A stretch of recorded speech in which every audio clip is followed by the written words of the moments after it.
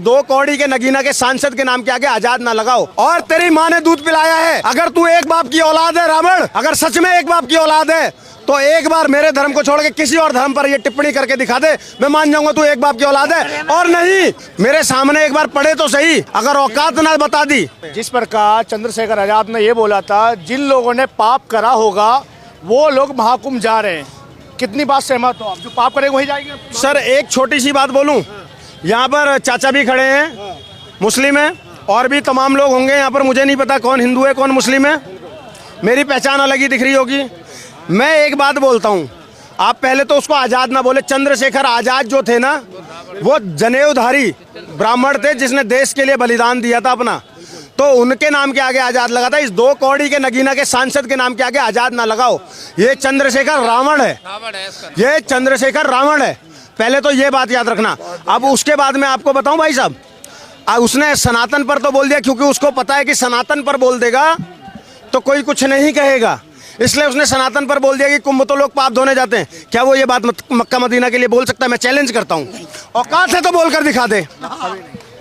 अगर चंद्रशेखर रावण की औकात है कि मक्का मदीना के लिए भी यही बात, वहां भी तो पापी धोने जाते हैं ना, वहां पर भी तो शैतान को ही पत्थर मारने जाते हैं ना। एक बार चंद्रशेखर रावण बोलकर दिखाए, अगर उसकी औकात है। ओपन चैलेंज बोलता हूँ, ये मेरा धर्म सनातन है, जो कहता है पूरी दुनिया का इकलौता धर्म है। गर्व से कहता हूँ इस बात को, पूरी दुनिया का किसी धर्म में अगर ये नारा सुना दोगे सनातन के अलावा तो जो कहोगे हार जाऊंगा। क्या कहता है? धर्म की जय हो, अधर्म का नाश हो, प्राणियों में सद्भावना हो, विश्व का कल्याण हो। और भाई साहब, जब वो कहता है धर्म की जय हो तो हर धर्म की जय हो।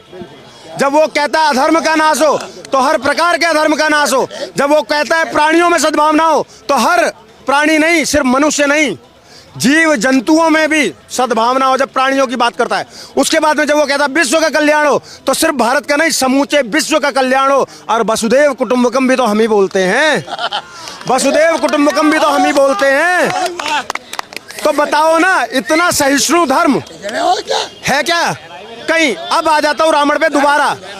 इस रावण को बोलूं, इसने जो पाप कर लिए है ना, एक रावण वो भी था, एक रावण वो भी था जो बहुत अहंकार में था, हमेशा वनवासी वनवासी बोलता था, और जब मृत सैया पर पड़ा था, मरा हुआ था ना, तो कहता है हे राम, हे राम।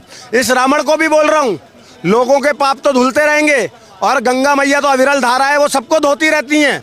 रावण, तू भी एक बार डुबकी लगा के आ, तेरी भी बुद्धि खुलेगी और तेरे भी पाप धुलेंगे, तेरे भी पाप धुलेंगे। और तेरी माँ ने दूध पिलाया है, अगर तू एक बाप की औलाद है रावण, चंद्रशेखर रावण, अगर सच में एक बाप की औलाद है तो एक बार मेरे धर्म को छोड़ के किसी और धर्म पर ये टिप्पणी करके दिखा दे, मैं मान जाऊंगा तू एक बाप की औलाद है। और नहीं तो मिक्स ब्रीड है।